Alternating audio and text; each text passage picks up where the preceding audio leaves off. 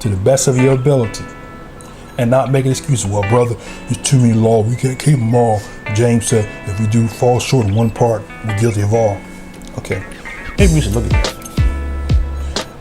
Now we're gonna read the way Christians read it. We're gonna read that one verse, and we're gonna say, see, and then we're gonna read it, and we're gonna show you what he's talking about. Okay, so James 2:10, just one verse. For whosoever shall keep the whole law and yet offend in one point, he is guilty of all. Okay, stop. That's a contradictory statement, wouldn't you say? What did you see in that? Simply what it says, because we don't believe we can keep all of it.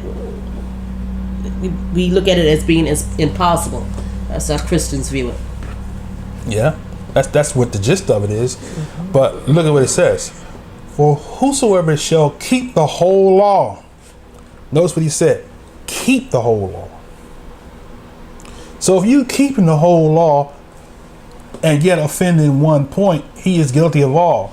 So how can you keep the whole law and be short in one part? It's either or not, right? You can't keep the whole law and offend in one part. If you're keeping the whole law, it's either 100%.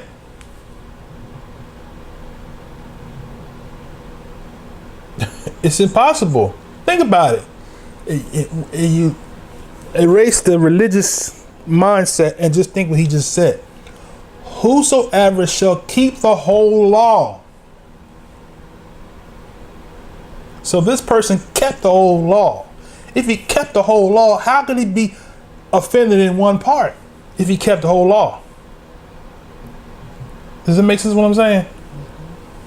It's an oxymoron. So quite naturally, he's not saying what you think he's saying. So we back up and we're going to start at verse 1, and we're going to read it the proper way, and then you'll stop quoting and throwing James 2:10 out as a justification to not obey the Most High, okay? So we're going to start at James 2:1. My brethren, have not the faith of Yahshua the Messiah, the master of glory, with respect of persons. See that? For if there... Okay, stop a second. So now we're setting the stage. What's he talking about now? Having respect of persons. That's a big thing amongst Hebrews, Christians, and whoever. If that's not your favorite moray, I might not be a lot of people's favorite moray. For whatever the reason they may choose to not like me. I love everybody, even those that have wished me dead. There were people that have wished me dead, that have wished me. I had people say all kinds of things to me on videos. I hope the Most High kill you. And all kinds of things people said to me. It don't bother me, right? I disappeared for about 5 years on YouTube. Not because of that, but because of other things. Anyway, so he's talking about having respect of person. Okay, go ahead, verse 2.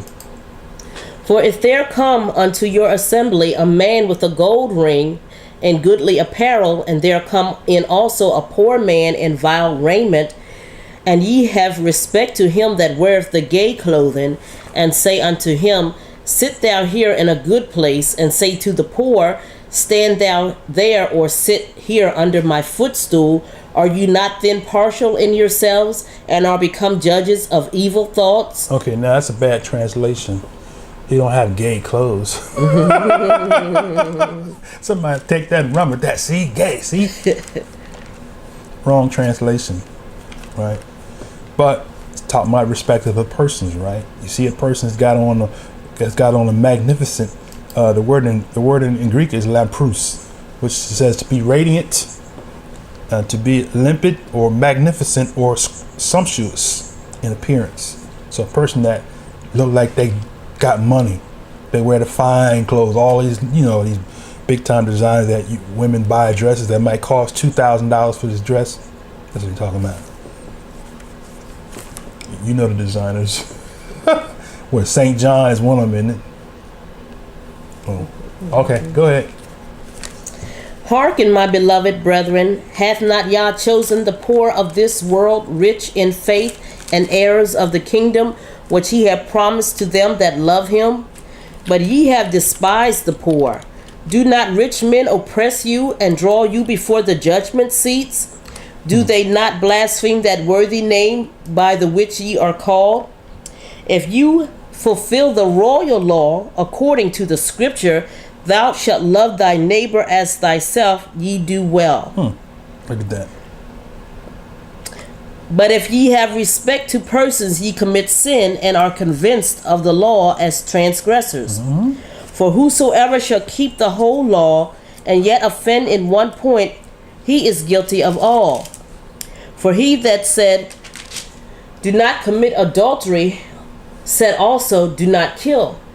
Now if thou commit no adultery, yet if thou kill, thou art become a transgressor of the law. So speak ye, and so do, and they that shall be judged by the law of liberty. For he shall have judgment without mercy, that have showed no mercy, and mercy rejoiceth against judgment. What doth it profit, my brethren, though a man say he have faith and have not works? Can faith save him? If a brother or sister be naked and destitute of daily food, and one of you say unto them, depart in peace, be ye warmed and filled, notwithstanding ye give them not those things which are needful to the body, what doth it profit? Even so faith, if it have not works, is dead, being alone. Yea, a man may say, thou hast faith, and I have works. Show me thy faith without thy works, and I will show thee my works, my faith by my works. Thou believest that there is one Elohim, thou doest well. The devils also believe and tremble. But wilt thou know, O vain man, that faith without works is dead? Faith without works is dead. Was not Abraham our father justified by works when he had offered Isaac his son upon the altar? Seest thou how faith wrought with works, and by works was faith made perfect? And the scripture was fulfilled which saith, Abraham believed Yah, and it was imputed unto him for righteousness, and he was called the friend of Yah. Ye see then how that by works a man is justified, and not by faith only. Likewise also was not Rahab the harlot justified by works, when she had received the messengers and had sent them out another way. For as the body without the spirit is dead, so faith without works is dead also. Okay, there you go. So you have it.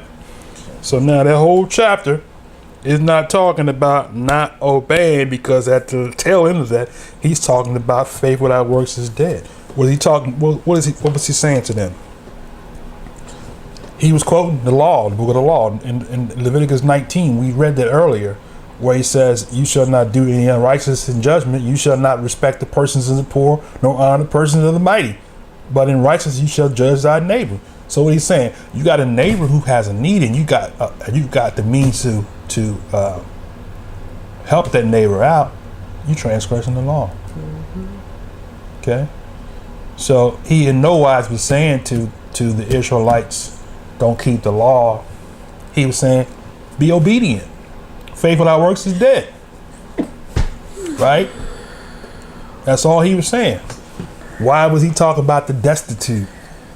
Because apparently they was Israelites during that day was prideful, and they felt like that, oh, well, you know, we got it. We arrived. We Hebrews that arrived. We don't want to deal with the broke Hebrews. The Hebrews, because you got Hebrews that live in the that live in the fat of the land in captivity. They ain't gonna fellowship with no Hebrews that live in the hood and the ghetto.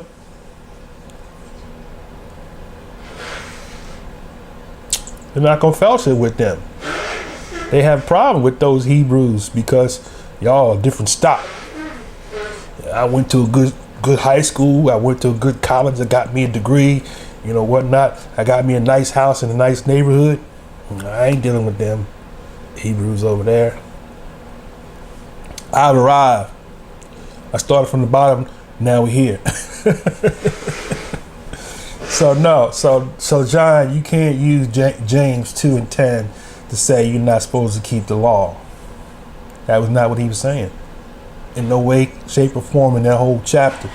So you can't take a little sound bite and then make that be the whole totality and say, oh, we can't keep the law because, if you offend at one point, you're guilty of all. Wrong. So find another letter, another text that you're going to use to justify not obeying. And every time you find it, we're going to eat it up and we're going to expose it, we're going to dissect it, we're going to pull it apart and show you that what you think you're saying, it is not saying, okay?